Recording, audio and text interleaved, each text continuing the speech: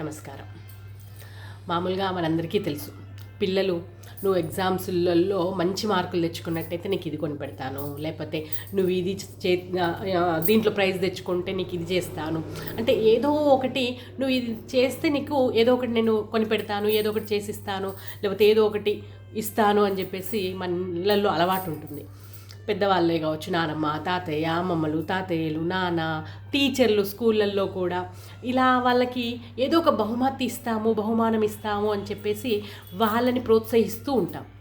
ఈ ప్రోత్సాహము చదువులోనే కాకుండా, లేకపోతే వివిధ వాళ్ళ అభిమాన రంగాలలోనే కాకుండా కొన్నిసార్లు సమాజాన్ని, భవిష్యత్ తరాలని కూడా దృష్టిలో పెట్టుకొని కొన్ని పనులు చేయించినట్టయితే వాళ్ళకి దాని యొక్క లాభం ఏంటి, భవిష్యత్తులో ఎలా ఉపయోగపడుతుంది అన్నది కూడా మనం చెప్పినట్టయితే, అది చేసినట్టయితే, అది సాధించినట్టయితే దీనికి కూడా బహుమతి ఉంటుంది అని చెప్పినట్టయితే వాళ్ళు ఎందుకు మనస్ఫూర్తిగా చేయరు? దానికి ఎందుకు చేయాలి అనే కారణం వివరించి ఇలా చేస్తే నీకు బహుమతి ఇస్తాము అన్నది మనం చెప్పినట్టయితే బాగుంటుంది. మనము ఈ సంవత్సరాన్ని పంచ పరివర్తనను దృష్టిలో పెట్టుకొని పర్యావరణాన్ని కూడా ఒక అంశంగా ఎంచుకున్నాం. దాని గురించి ఒక జరుగుతున్న సంఘటనని మనము ఈరోజు తెలుసుకుందాం. కర్ణాటకలోని దక్షిణ కన్నడ జిల్లా అన్నమాట, పుత్తూరు అనే తాలూకాలో ఇడికిదు అనే గ్రామం ఉంటుంది. ఈ గ్రామంలో పిల్లలకి అస్సలు ప్లాస్టిక్ అంటే పడదనమాట. అంటే ఎక్కడ ప్లాస్టిక్ ఉంటే అక్కడ వాళ్ళు దాంట్లో ఒక సంచిలో ఆ ప్లాస్టిక్ని ఎత్తేసి స్కూల్కి తీసుకెళ్ళి ఇన్ని కేజీలు ఇంత బరువు వస్తే ఇది అని చెప్పేసి వాళ్ళకి బహుమతులు ఉంటాయన్నమాట. ఆ బహుమతులు కూడా ఎలాంటివి, వాళ్ళకు ఉపయోగపడేవి.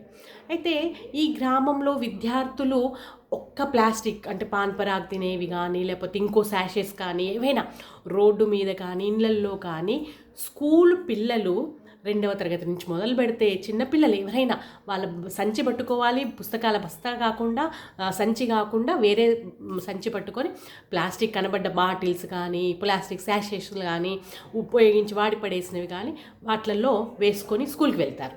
వెళ్ళినాక అక్కడ టీచర్లు వీటి యొక్క బరువుని కొలిచి వాళ్ళకి ప్రోత్సాహకంగా పుస్తకాలు, పెన్నులు, పెన్సిళ్ళు, వాళ్ళకు ఉపయోగపడే వస్తువుల్ని ఇస్తూ ఉంటారనమాట.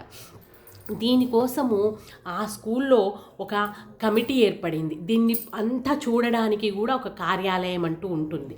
మామూలుగా ఏం చేస్తూ ఉంటామంటే సంవత్సరంలో మనము జనవరి 15, జనవరి 26 కానీ, ఆగస్టు 15 కానీ ఈ సమయాల్లో ఏం చేస్తుంటాం, టీచర్స్ డే కానీ ఈ సమయాల్లో ఏం చేస్తూ ఉంటాం, ఆటల పోటీలు, లేకపోతే ఇంకేమైనా కాంపిటీషన్స్, పోటీలు నిర్వహించి వాళ్ళకి బహుమతులు ఇస్తాం. ఇక్కడ ఆ పోటీల కంటే కూడా ముఖ్యంగా గ్రామంలో ఉన్న ప్లాస్టిక్ని తీసుకొచ్చి ఎక్కువ ఎవరు సేకరించి దాన్ని అచ్చేస్తారో వాళ్ళకి బహుమానాలు. జాతీయ పండగలలో కూడా వీళ్ళకి ఇదే పనిగా ఆ గ్రామము ముందుకు వెళ్తూ ఉంది. దీనికోసం ఒక కమిటీ ఏర్పడింది. దీనికోసము స్కూల్లో వాళ్ళు చూసేందుకు ఒక టీచర్స్ వాళ్ళందరూ సమూహంగా ఏర్పడి ఇది కరెక్ట్గా నడుస్తుందా లేదా అని చెప్పేసి అనుకోవడం. దీనివల్ల ఏమవుతుందంటే పిల్లల్లో ప్లాస్టిక్ రహిత గ్రామాన్ని చూడాలి అని అనుకోవడం, ప్లాస్టిక్ వలన ఒనగూరే నష్టాలను వాళ్ళకి తెలియజేయడం, భూమిలో కలిసిపోదు, తర్వాత భవిష్యత్ తరాలకు ఇబ్బందిగా ఉంటుంది, ఇది వాళ్ళకి చెప్పడం. అలాగే కాకుండా ఈ చెత్తని, ఈ ప్లాస్టిక్ని కలెక్ట్ చేసిన వాళ్ళకి, సేకరించిన వాళ్ళకి పుస్తకాలే కాకుండా వాళ్ళకి ఎవరైతే ఎక్కువ మొత్తంలో సేకరించారో వాళ్ళకు ప్రత్యేకమైన బహుమతులు కూడా ఉంటాయన్నమాట. ఈ ప్రత్యేకమైన బహుమతులు ఆ స్కూల్ ఫీజే కావచ్చు, పుస్తకాలే కావచ్చు, సంవత్సరం మొత్తం మీద సరిపడ పుస్తకాలు కావచ్చు. 2 నుండి 4వ తరగతి వాళ్ళకి నోట్ పుస్తకాలు, పెన్నులు అవసరం ఉండదు కదా, వాళ్ళకి స్లేట్స్, పెన్సిల్స్, బలపాలు, ఇట్లా ఏది అవసరమో వాళ్ళకి అవి ఇచ్చడం అనమాట. ఈ ప్రత్యేకమైన బహుమతి ఇచ్చే వాళ్ళని ప్రత్యేకమైన పరిస్థితుల్లో ఎన్నుకొని వాళ్ళకి ఒక్కొక్క మొక్కని కూడా అందజేస్తారు.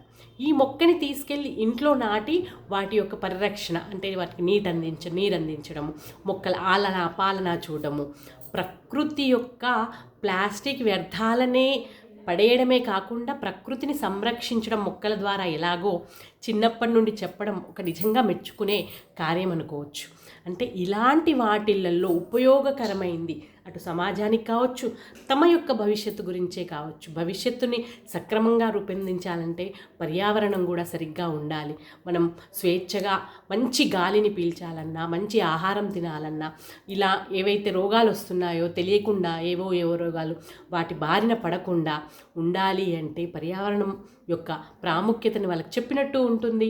వాళ్ళు ముందు అలాంటి పనులు చేయకుండా ఉండేట్టుగా ఉంటుంది. అలాగే ఇంకొక స్కూల్లో కూడా పిల్లలు బాటిల్స్ తెచ్చుకుంటారు కదా, మంచినీళ్ళు తాగుతుంటారు కదా, ఆ మంచినీళ్ళు తాగే బాటిల్లో మిగిలిపోయిన నీళ్ళని అలా వ్యర్థంగా పడేయకుండా అక్కడ ఒక బకెట్ పెడతారు. ఆ బకెట్ పెట్టేసి ఆ మిగిలిన నీళ్ళని ఆ బకెట్లో ఉంచేసి ఆ బకెట్లో నుంచి అక్కడున్న స్కూల్ గ్రౌండ్లో ఉన్న మొక్కలకి ఆ నీటిని వాళ్ళతోనే పోయిస్తారనమాట. అంటే నీటిని కూడా వ్యర్థం చేయకూడదు.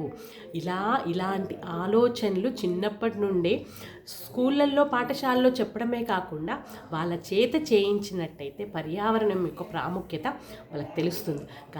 ఇలాంటి మంచి కార్యక్రమాలు మన ఇళ్ళల్లో కూడా, నువ్వు ఇది చేస్తే అది ఇస్తాను, ఇది చేస్తే కామ్గా ఉంటే, టీవీ చూడకపోతే, మొబైల్ చూడకపోతే, ఇలాంటివి కాకుండా ఇలా పనికొచ్చేవి.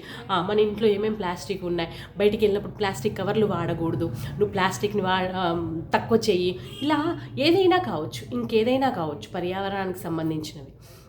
ఈ మొక్కను నువ్వే రక్షించాలి, వీటికి నీళ్లు నువ్వే పోయాలి, ఇది చేస్తే ఈ మొక్క మంచిగా ఎదిగినట్టయితే నీకు ఒక మంచి బహుమానం, ఇలాంటివి ఏమైనా చేసినట్టయితే బాగుంటుందేమో అన్నది మనం ఆలోచిస్తే బాగుంటుంది. కాబట్టి అందరం కూడా ఇలా పర్యావరణ పరిరక్షణ గురించి ఆలోచిస్తూ మనం ముందుకెళ్దాం. పిల్లలకి ప్రోత్సాహం ఇస్తూ వాళ్ళని ముందుకు తీసుకెళ్దాం. నమస్కారం.